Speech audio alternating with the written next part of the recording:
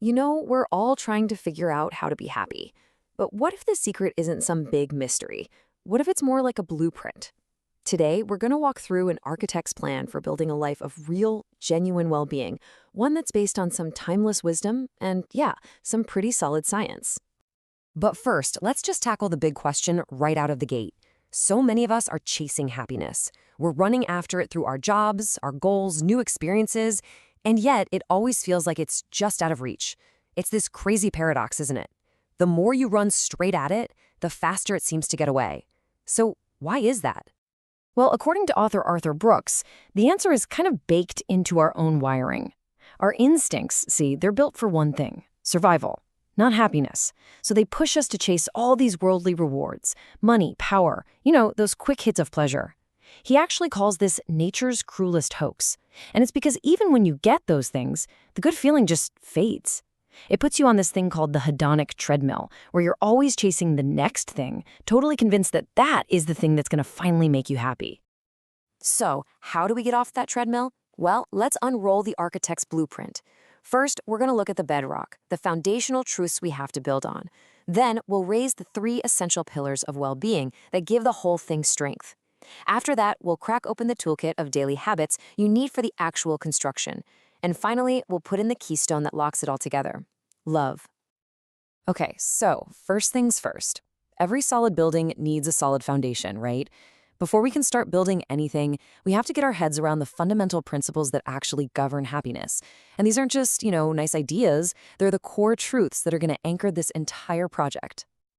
So what's this foundation made of? It's really about accepting 3 big truths that honestly go against a lot of our natural instincts. Number 1, Mother Nature cares about your survival, not your happiness. That one is a real game changer. 2, lasting happiness doesn't come from some secret hack. It comes from the habits you build day in and day out. And 3rd, maybe the most important truth of all, happiness is love. Simple as that. The strength of your relationships is the ultimate measure. All right, with that foundation poured and solid, it's time to put up the main pillars. Because happiness isn't just one single thing. It's a whole structure, and it's supported by 3 absolutely essential components. So pillar number 1 is enjoyment. You can think of this as what the ancient Greeks called hedonia. This is that in-the-moment pleasure, the positive feelings, the good times. And hey, let's be clear, this is a vital part of a good life, but it's also the shakiest pillar.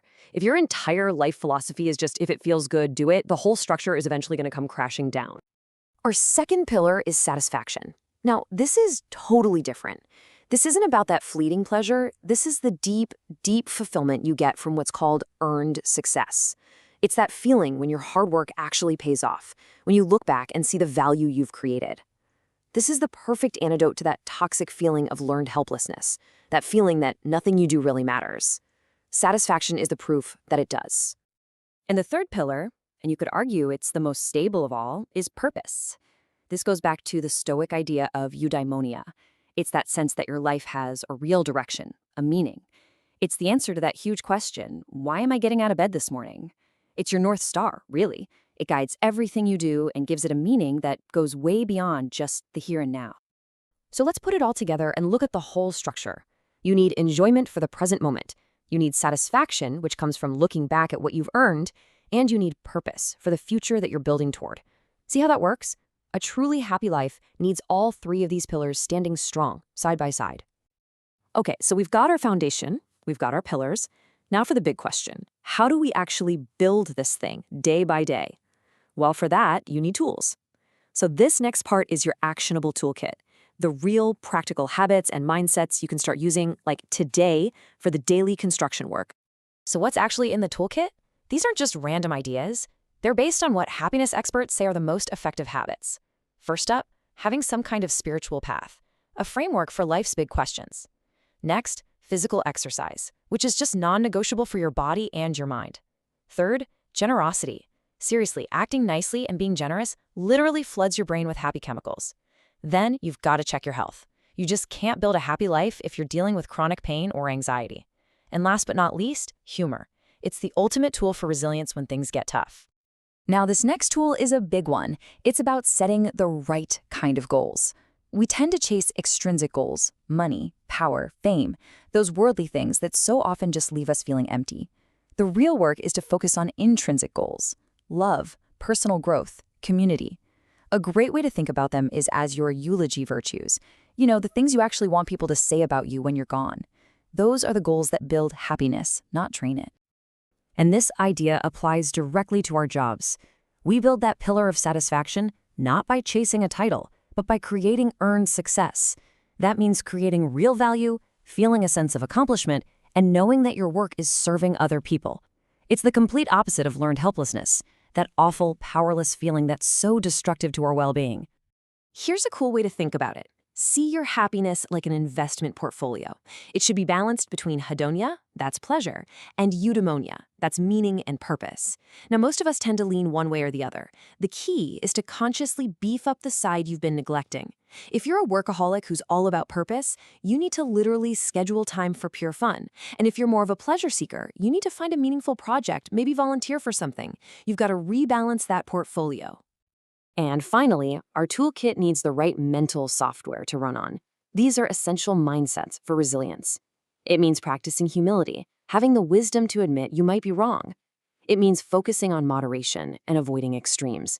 It means having integrity, so the person you are in public is the same person you are in private. And this is a huge one, learning to actually confront your negative emotions, not just push them down. Think of these as the shock absorbers for your entire structure. So we've laid the foundation, we've put up the pillars, and we've got our tools ready. Now it's time for the final and most critical piece of the entire blueprint. This is the keystone. In architecture, that's the stone at the very top of an arch that locks everything else into place and gives the whole thing its incredible strength. And that keystone is love. Look, the research on this, it's not even a debate anymore. It is overwhelmingly clear.